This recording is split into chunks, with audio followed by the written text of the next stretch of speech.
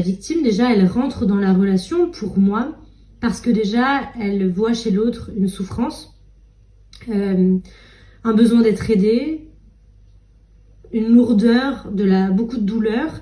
Et donc, elle ressent ça chez la personne perverse narcissique. Et en fait, quelque part, c'est aussi ce qui résonne chez elle. C'est-à-dire qu'elle le voit chez l'autre parce que chez elle aussi, en elle aussi, il y a une souffrance, une douleur, une difficulté à être heureuse.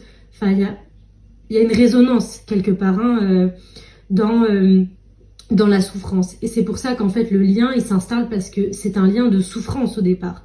On ne va pas vers la personne perverse narcissique parce que c'est quelqu'un de très brillant, très lumineux, qui nous donne super envie d'aller lui parler en fait. Au départ c'est pas ça déjà. Et là je remercie vraiment une de mes patientes parce que c'est comme ça que je l'ai compris.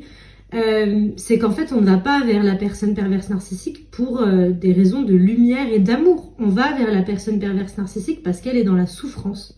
Donc déjà ça c'est un premier point.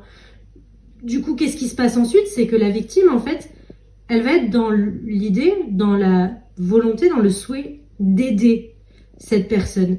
Elle va être dans une posture en fait de sauveuse, de sauveur tout simplement. C'est qu'en fait elle voit chez l'autre une souffrance qui lui rappelle la sienne qui est terrible en fait.